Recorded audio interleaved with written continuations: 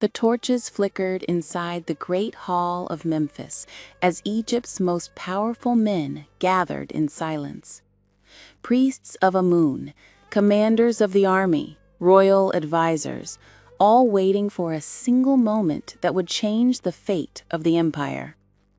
At the center of the room stood the boy king, barely 10 years old, dressed in gold, hands trembling as he held a sacred decree. A decree that could either restore Egypt or tear it apart forever. For years, the kingdom had been forced to worship a single god, Aten, while the temples of Amun and the old gods fell into ruin. Families mourned in silence. Priests whispered in the shadows. The people waited for a sign that the world they once knew could return. And now, in this hall, in the flicker of torchlight, the child pharaoh spoke the words everyone had feared and prayed for. The gods are returning. In that moment, the room shook with emotion, relief, rage, hope. For the first time since the revolution of Akhenaten, Egypt would once again bow to Amun, Osiris, Isis, and the ancient pantheon that shaped its soul. The boy's own name would be changed, no longer Tutankhaten, the living image of Aten. From this day forward, he would be known as Tutankhamun, the living image of Amun. But behind this dramatic declaration, a dangerous truth remained hidden. This was not the decision of a king. It was the decision of the men who controlled him, the calculating advisor, and Horemheb, the ambitious general. Tutankhamun had spoken the words, but they were the ones holding the strings.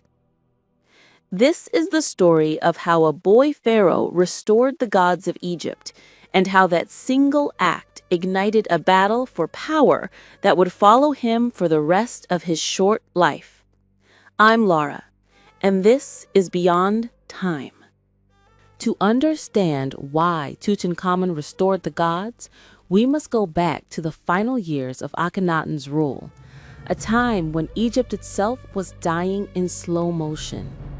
For centuries, Egypt's power had been built on a delicate balance: the pharaoh, the army, the priests, and the people. But when Akhenaten erased Egypt's gods, he erased that balance and replaced it with his own vision of divine truth. At first, no one dared to oppose him. He was the living God. His word was sacred. But as the years passed, the consequences became impossible to ignore. A kingdom on the edge. With the temples closed, Egypt's economy collapsed. Temple lands produced food. Temple workers built monuments.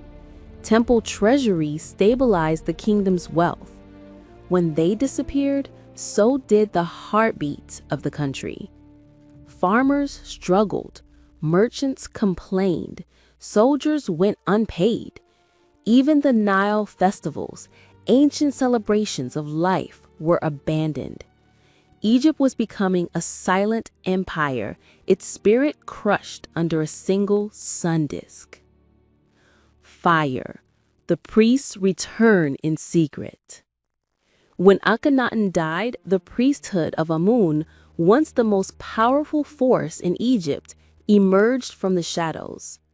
They moved quietly, restoring small shrines in secret, gathering old scrolls, whispering to the people that the gods would return one day. By the time Tutankhaten took the throne, the priests were ready. They did not need an army, only a symbol. And they found it in a boy king. X's strike. The army was furious. The army under Horemheb was furious at the chaos they had inherited. Egypt's borders were crumbling. In the north, the Hittites were growing stronger. In the south, Nubia sensed weakness. And across the empire, Egypt's allies were sending desperate letters begging for help, letters Akhenaten had ignored. For generals like Horemheb, restoring Amen wasn't religious, it was survival. A united Egypt meant a strong Egypt, and only the old gods could unite the people. Crown, a boy caught in the middle. Tutankhaten had no power, no experience, no real understanding of the storm around him. But I and Horemheb understood everything. They positioned themselves on either side of the throne.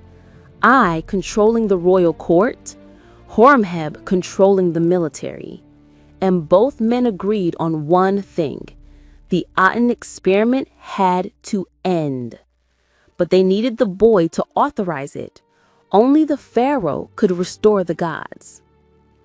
Peace, the final push. The priests arrived at the palace with ancient scrolls. The generals arrived with warnings of invasion. The people arrived with prayers begging the gods to return. And all of this pressure fell onto the shoulders of a child who barely understood death, politics, or power. The decision was never about Tutankhamun's belief. It was about Egypt's survival. And so the decree was written, the temples reopened, and the soul of Egypt breathed again. When Tutankhamun became pharaoh, Egypt was in cultural chaos. For nearly 2 decades, his father, Akhenaten, had shut down the traditional temples, abandoned Thebes, and forced the entire country to worship a single god, Aten, the sun disk. This religious revolution broke the priesthood, drained the economy, and angered millions of Egyptians. So when the young Tutankhamun took the throne, his advisors moved fast. They believed Egypt could collapse unless the old gods were restored: Amun, Osiris, Ptah, Hathor, and the rest of the ancient pantheon that had unified the country for centuries. And that is exactly what Part 2 explores: how a boy king reversed one of the most radical revolutions in ancient history. The first major step was political. Tutankhamun's royal name was changed from Tutankhaten, meaning living image of Aten, back to Tutankhamun, meaning living image of Amun. This was more than symbolism, it was a declaration to the entire nation. The old Egypt is back. Across the country, temple doors were reopened, damaged statues of Amun were repaired, priests who had been exiled during Akhenaten's rule were brought back to power, and massive restoration projects began, especially in Karnak and Luxor, 2 of the most sacred places in the ancient world. These projects weren't small repairs. They required enormous quantities of stone, new carvings, gold leaf, and manpower on a national scale. For the first time in many years, builders, sculptors, and priests returned to their normal lives and professions, something that helped stabilize the entire society. But here's the interesting part. Many temple reliefs that had been erased during the Amarna period were recarved during Tutankhamun's reign. This gives modern Egyptologists a rare window into how ancient Egyptians viewed the crisis and how badly they wanted to undo it. One inscription even says, "We restored what had been ruined. We revived what had been abandoned." This period is arguably the moment when Tutankhamun began transforming from a symbolic ruler to the pharaoh who saved Egypt's religious identity. Yet his story was not just about faith. Diplomatic ties were mended, the arts flourished once more, and traditional imagery replaced the radical styles of Akhenaten's reign. Statues, carvings, and tombs reflected the grandeur of Egypt's past, signaling a nation reclaiming its identity. In every act, Tutankhamun quietly reinforced the power of the pharaoh, the centrality of the gods, and the resilience of a civilization that had weathered the storm of religious rebellion. Tutankhamun's reign lasted less than a decade, yet its impact was seismic. He restored temples, honored gods, and healed a fractured kingdom. But the boy king himself remained fragile, his life fleeting, his story shrouded in mystery. And while history might have forgotten him for centuries, the secrets of his tomb, lost and hidden for over 3,000 years, would one day ignite the world's imagination. In the next chapter, we will uncover the astonishing discovery of Tutankhamun's tomb and the treasures that would forever immortalize the boy king who dared to bring Egypt back to the gods. As we close this chapter of Tutankhamun's story, it's clear that even in a life so brief, the boy king left an indelible mark on Egypt. He restored the gods, healed a fractured kingdom, and reminded the world of the power of faith, tradition, and leadership, even at just a teenager's age.